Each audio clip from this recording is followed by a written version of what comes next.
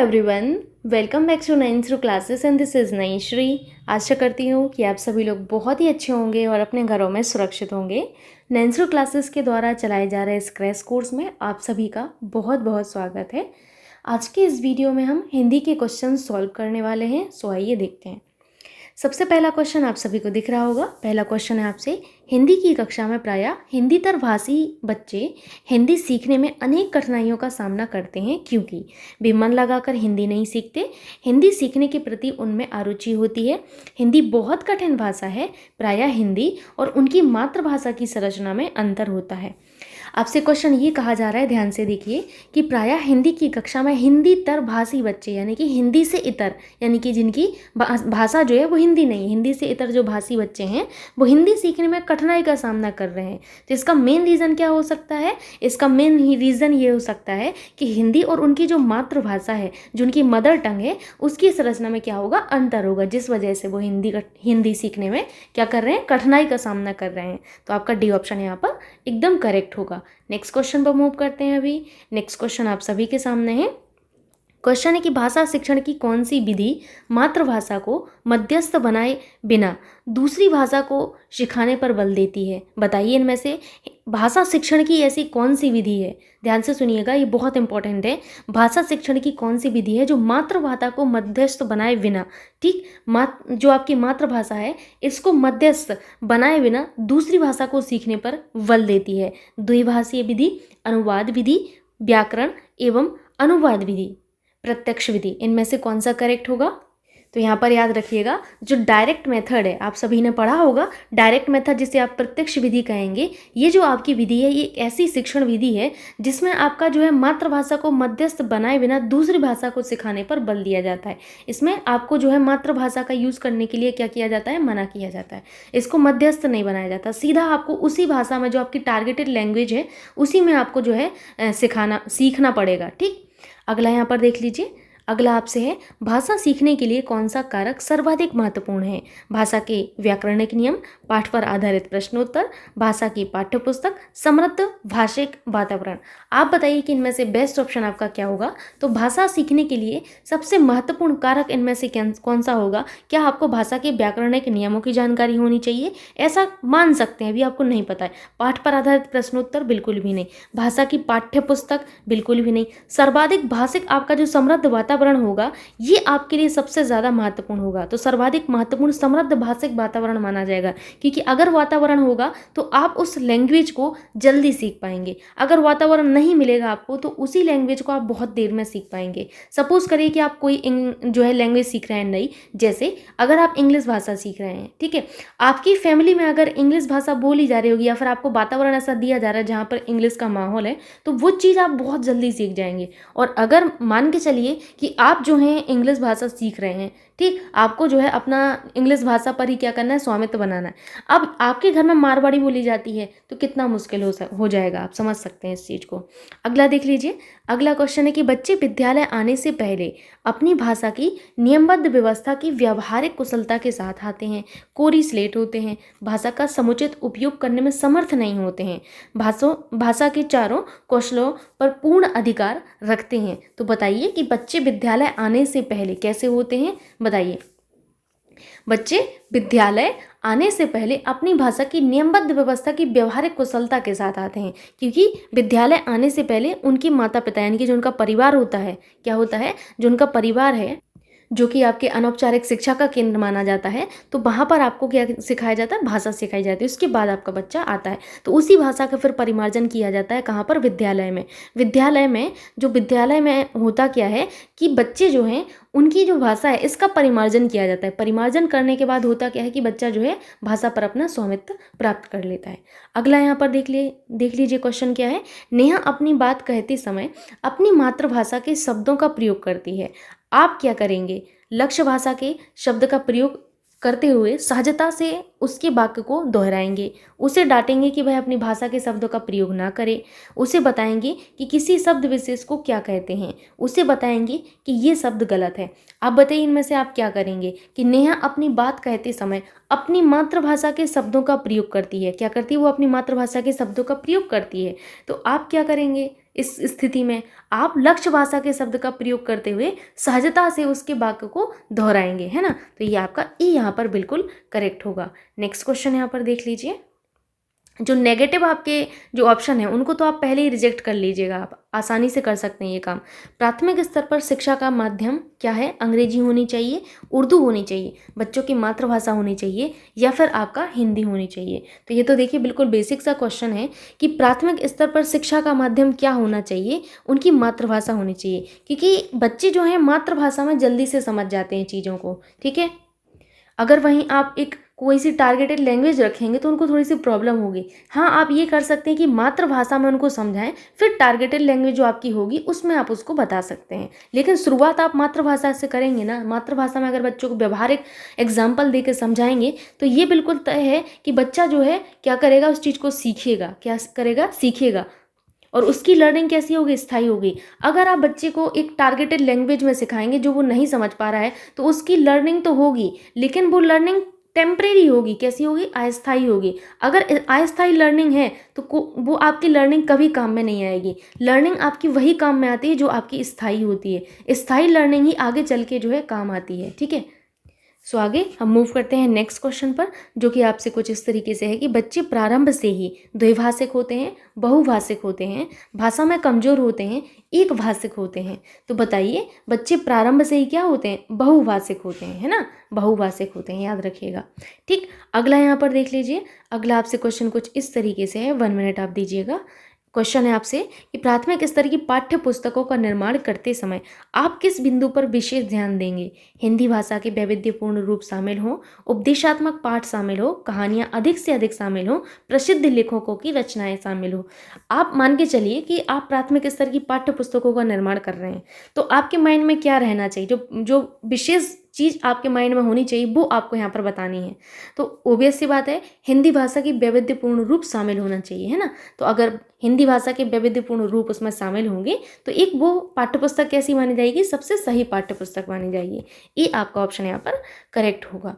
अगला यहाँ पर देखिए, अगला है आपसे कि चॉम्स्की के अनुसार कौन सा कथन सही है? बच्चों में भाषा सीखने की जन्मजात क्षमता नहीं होती है। बच्चों में भाषा सीखने की क्षमताएं बहुत सीमित होती हैं। बच्चों को व्याकरण सिखाना जरूरी है, बच्चों में भाषा सीखने की जन्मजात क्षमता होती है। देखिए चॉम्स्की का क्वेश्चन ये मुझे लग रहा है कि अभी तक जितने भी मैंने हिंदी की प्रैक्टिस करवाई है ना, हर बार आया है। और देखिए हर बार ऐसा भी नहीं हुआ है कि अलग से आपको बताया जा रहा है, हर बार ये पेपर में अलग अलग बार आया हुआ क्वेश्चन है। आप देखिए पिछला जो वीडियो मैंने आपको दिया है उससे पिछला जो आपको दिया गया है वीडियो हिंदी का, हर जगह आप देखिएगा ये आपके जो समय है ये चेंज हुआ होगा, क्योंकि चॉम्स्की के बारे में हर बार आता है। तो उस चीज़ को आपको माइंड में बिठा लेना है कि चॉम्स्की का क्या कहना है, बच्चों की भाषा सीखने की जन्मजात क्षमता होती है। तो बच्चों में भाषा सीखने की जो जन्मजात क्षमता की बात कही है वो चॉम्स्की ने कही है। किसने? चॉम्स्की ने कही, याद रखिएगा। ठीक, अगला यहाँ पर देख लीजिए। अगला आपसे है भाषा का अस्तित्व एवं विकास डैश के बाहर नहीं हो सकता। बताइए कि भाषा का जो अस्तित्व एवं विकास है वो किसके बाहर नहीं हो सकता है? 10वें का आंसर करिए, आप लोग इसको बता सकते हैं। समाज के बाहर नहीं हो सकता है। समाज आप सभी को पता है कि भाषा का एक महत्वपूर्ण साधन माना जाता है। आपका समाज में रहकर ही हम भाषा सीखते हैं। और इसके अलावा मैं आपको एक चीज़ बोलना चाहती हूँ, जितनी प्रैक्टिस मैं आपको करवा रही हूँ हिंदी की, आप यकीन करिए कि अगर आप इतना ही पढ़ के चले गए ना तो आप बहुत ही अच्छा कर पाएंगे। वहाँ पर आराम से आपके 30 में से 25 मार्क्स आ जाएंगे। मैं आपको पैसेज सॉल्व करना भी सिखाऊंगी, ऐसा नहीं कि मैं पैसेज नहीं सिखाऊंगी। तो अगर मैं एक बार आपको पैसेज सिखा दूंगी तो उसको भी आप आसानी से कर लोगे। तो बस आप अपनी जो कॉन्सेप्ट हैं उनको बनाते रहिए कि चॉम्स्की ने क्या कहा है, मतलब हमारी जो समाज है वो किस में आता है, और हमारा जो प्राथमिक जो कारक कहलाता है वो कौन है, द्वितीय कारक कौन होते हैं, ठीक है, औपचारिक शिक्षा का क्या मतलब है, अनौपचारिक शिक्षा का क्या मतलब है, ये सब चीज़ें आप बस सीखते रहिए। ठीक, अगला यहाँ पर देख लीजिए, अगला आपसे क्वेश्चन है। अगला क्वेश्चन है कि द्वितीय भाषा सीखने के संदर्भ में सबसे कम महत्वपूर्ण है अभिभावक से प्राप्त प्रोत्साहन, भाषा की परीक्षा, अभिवृत्ति, शिक्षक का रवैया। द्वितीय भाषा सीखने के संदर्भ में सबसे कम महत्वपूर्ण बताना है आपको। तो द्वितीय भाषा सीखने में सबसे कम महत्वपूर्ण इनमें से क्या हो सकता है? देखिए, भाषा की परीक्षा आपकी एक महत्वपूर्ण कारक आप मान सकते हैं, शिक्षक का रवैया भी, अभिवृत्ति भी, अभिभावक से प्राप्त प्रोत्साहन, इसको आप कम महत्वपूर्ण मान सकते हैं ना।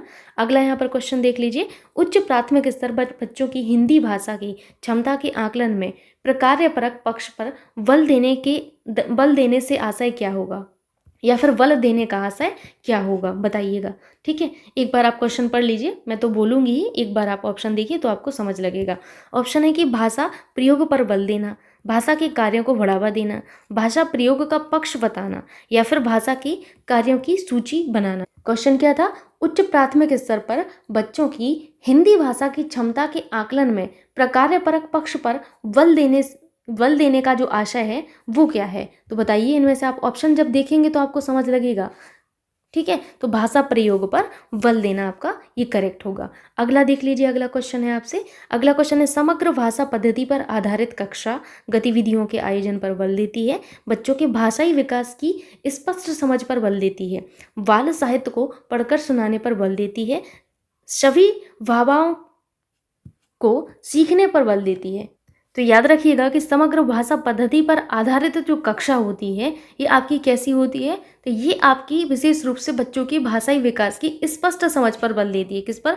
बच्चों के भाषाई विकास की स्पष्ट समझ पर बल देती है। ठीक है, नेक्स्ट क्वेश्चन देखिए, यहाँ पर नेक्स्ट क्वेश्चन है आपसे कि पहली कक्षा में प्रवेश लेने से पहले आमतौर पर बच्चे पठन लेखन में दक्ष होते हैं, स्व अभिव्यक्ति जानते हैं, भाषा के व्याकरणिक नियम जानते हैं, तुतलाकर बोलते हैं। बताइए कि पहली कक्षा में प्रवेश लेने से पहले आमतौर पर बच्चे कैसे होते हैं? ठीक, तो यहाँ पर क्या होगा आपका? स्व अभिव्यक्ति जानते हैं। ठीक है, स्व अभिव्यक्ति जानते हैं बच्चे। ठीक, अगला देखिए, यहाँ पर अगला आपसे क्या क्वेश्चन है? अगला क्वेश्चन है कि प्राथमिक स्तर पर बच्चों की भाषाई क्षमताओं का विकास करने का अर्थ है भाषिक संरचनाओं पर अधिकार, भाषा प्रयोग की कुशलता पर अधिकार, भाषा अनुकरण की कुशलता पर अधिकार, भाषिक नियमों पर अधिकार। तो प्राथमिक स्तर पर बच्चों की भाषाई क्षमता का विकास करने का जो अर्थ होता है वो क्या होता है? इसका अर्थ होता है आपका भाषा अनुकरण की कुशलता पर अधिकार। किसका? भाषा अनुकरण की कुशलता का अधिकार। क्योंकि प्राथमिक स्तर पर जब बच्चा आता है तो यहाँ पर आपको पता होगा कि 5 वर्ष में आपका बच्चा जो है प्रवेश लेता है, और जो प्री स्कूलिंग एज आपकी मानी जाती है वो 3 से 6 वर्ष की मानी जाती है। और इसमें जब आपका बच्चा होता है तो इस दौरान बच्चा जो है किससे? अनुकरण से ही सीखता है। अनुकरण और दोहराने की प्रवृत्ति उसमें पाई जाती है, उसी से सीखता है। ठीक, अगला यहाँ पर देख लीजिए, आपसे क्वेश्चन कुछ इस तरीके से है, बहुभाषिक एवं बहुसांस्कृतिक कक्षा में बच्चों को मातृभाषा का प्रयोग वर्जित होना चाहिए, बच्चों की मातृभाषा को समुचित सम्मान स्थान देते हुए मानक भाषा से भी परिचय कराना चाहिए। बच्चों को केवल मानक भाषा के प्रयोग के लिए ही पुरस्कृत करना चाहिए, बच्चों की मातृभाषा का ही सदैव प्रयोग किया जाना चाहिए। तो देखिए, ये अभी मैंने बताया था, कुछ चीज़ें जो भूली जाती हैं उनको आप नोटिस करेंगे तो आपको खुद समझ में आएगा। जैसे बी ऑप्शन जो मैंने आपको समझाया था कि मातृभाषा में आप समझाएं, उसके बाद आपकी जो टारगेटेड लैंग्वेज है उसमें आप उसको समझा दें। इससे क्या होगा? बच्चा समझ भी जाएगा, और साथ ही साथ क्या होगा? साथ ही साथ आप उसको टारगेटेड लैंग्वेज भी सिखा रहे हैं, है ना। तो यहाँ पर आपने क्या किया? जब आप उसको मातृभाषा में व्यवहारिक एग्जाम्पल दे के समझाएंगे तो यहाँ पर जो आपने क्रिया की है उसको उसके ज्ञान के साथ जोड़ दिया, तो क्या हो गया? यहाँ लर्निंग स्थायी हो जाएगी। ठीक, अगला यहाँ पर देख सकते हैं आप लोग, क्वेश्चन क्या है? अगला क्वेश्चन कुछ इस तरीके से आपसे कि भाषा सीखने की कौन सी विधि मातृभाषा को मध्यस्थ बनाए बिना दूसरी भाषा को सीखने में सहायक होती है? तो अभी प्रत्यक्ष विधि आप लोगों ने देखा ही था। ठीक, अगला क्वेश्चन देख लीजिए, भाषा सीखने में मातृभाषा का व्याघात आंशिक रूप से होता है, पूर्ण रूप से होता है, नहीं होता है, या होता है?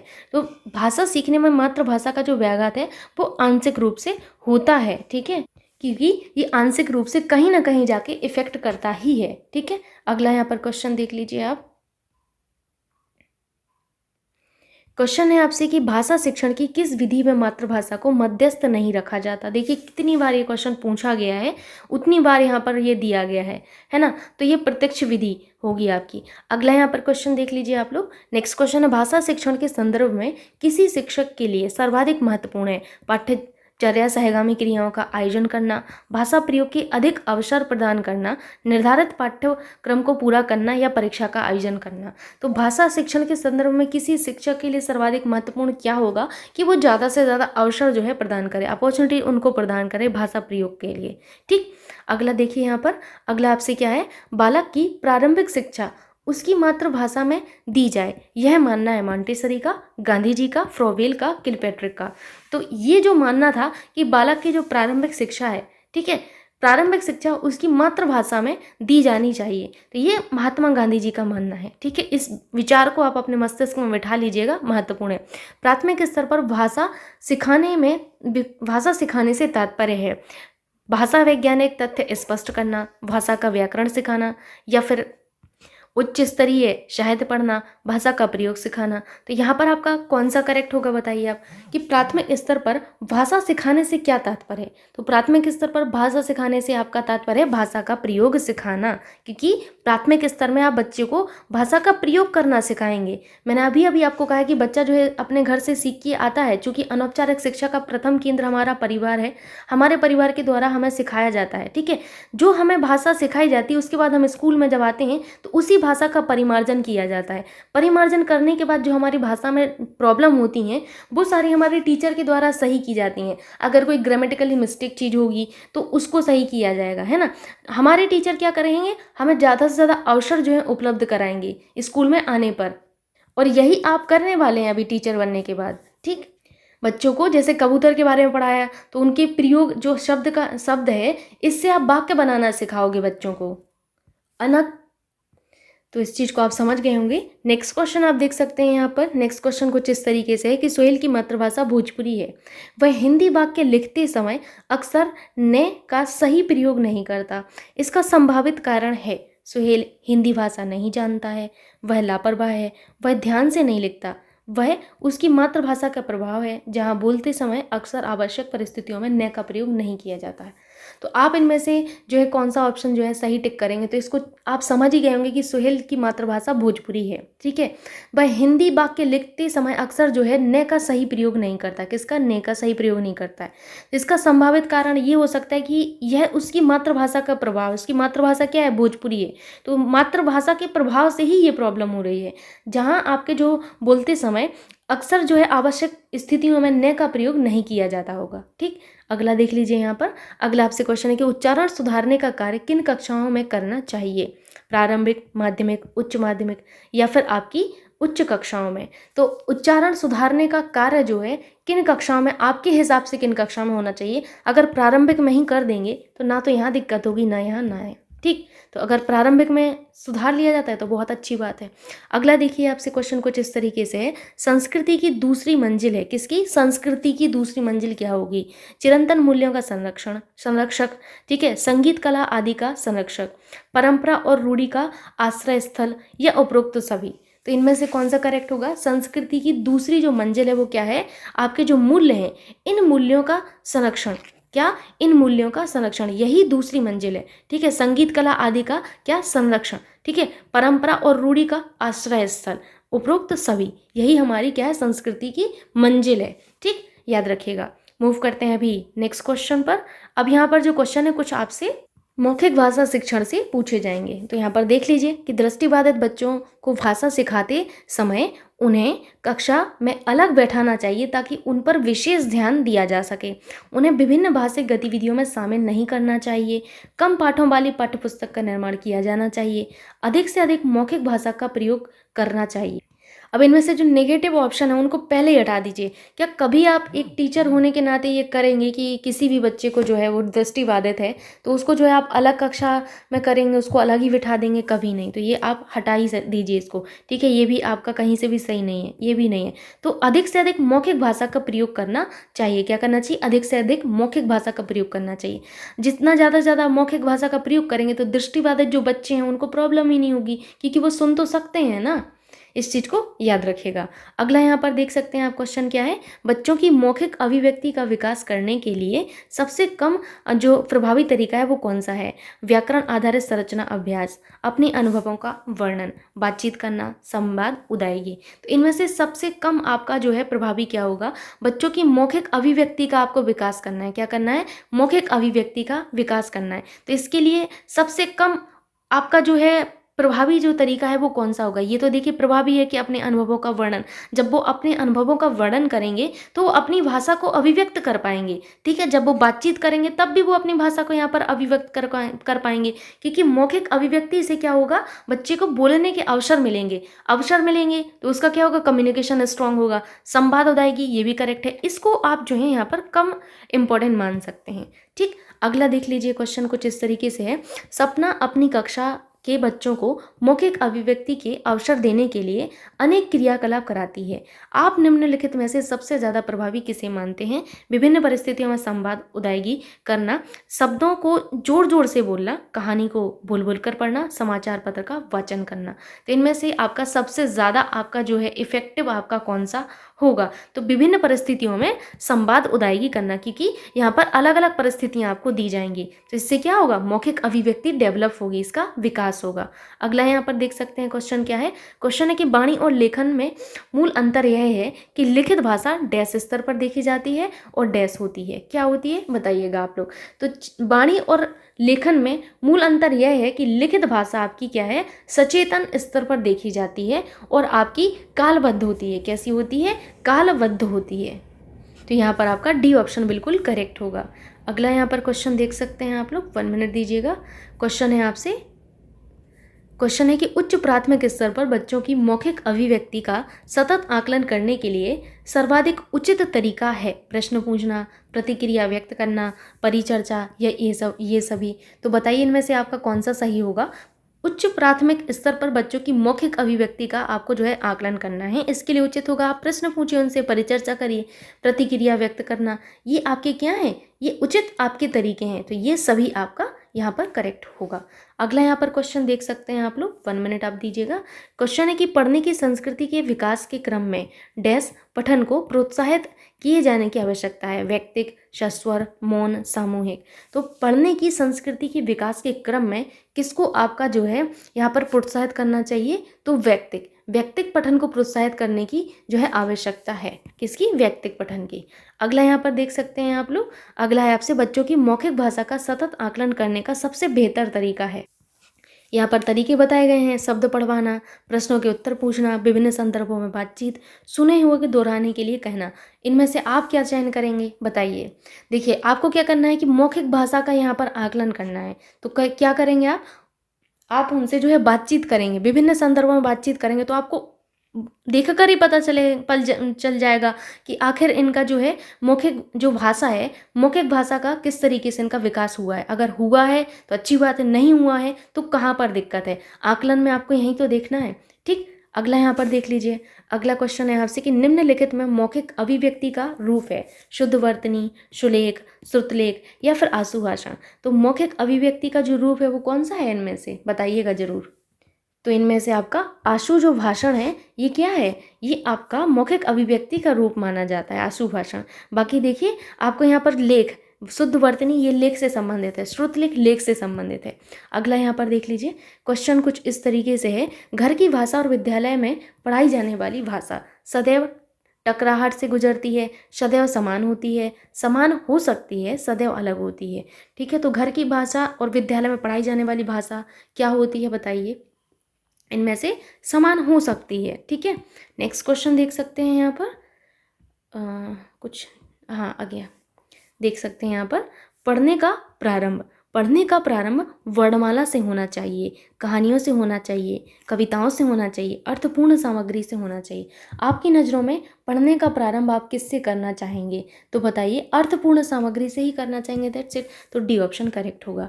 नेक्स्ट क्वेश्चन देखिए यहाँ पर, क्वेश्चन कुछ इस तरीके से है आप सभी से, क्वेश्चन है कि प्रमुख भाषाई कौशल के अंतर्गत इनमें से कौन सा एक नहीं आता है। तो यहाँ पर भाषाई कौशल दिए गए हैं आपको, सुनना, बोलना, लिखना, हंसना। तो ये आपका भाषाई कौशल है, ये भी है सुनना, बोलना, लिखना, ये आपके भाषाई कौशल में आते हैं, लेकिन हंसना नहीं आता। तो आपका सी ऑप्शन यहाँ पर करेक्ट होगा। भाषाई कौशल आपसे परीक्षा में पूछे जाते हैं, याद रखिएगा, मैंने पिछले वीडियो में बताए थे। बच्चे अपनी बोलचाल की भाषा का अनुभव समाज परिवार से प्राप्त करते हैं, विद्यालय से प्राप्त करते हैं, थोड़ा बहुत रखते हैं, उपरोक्त में से कोई नहीं। तो बच्चे अपनी बोलचाल की भाषा का जो अनुभव है वो समाज परिवार से ही प्राप्त करते हैं। किससे? समाज और परिवार से प्राप्त करते हैं। ठीक, तो फर्स्ट ऑप्शन यहाँ पर करेक्ट होगा। आज की प्रैक्टिस यहीं तक रखते हैं और मैं आशा करती हूँ कि आपको आज के क्वेश्चन भी अच्छे लगे होंगे और आपने मैक्सिमम क्वेश्चन खुद ही कर लिए होंगे। बस इसी तरीके से आप प्रैक्टिस करते रहिए, एग्ज़ाम बहुत ही अच्छा होगा। ऑल द वेरी बेस्ट मेरी तरफ से। मिलते हैं नेक्स्ट वीडियो में, तब तक के लिए बाय बाय, टेक केयर।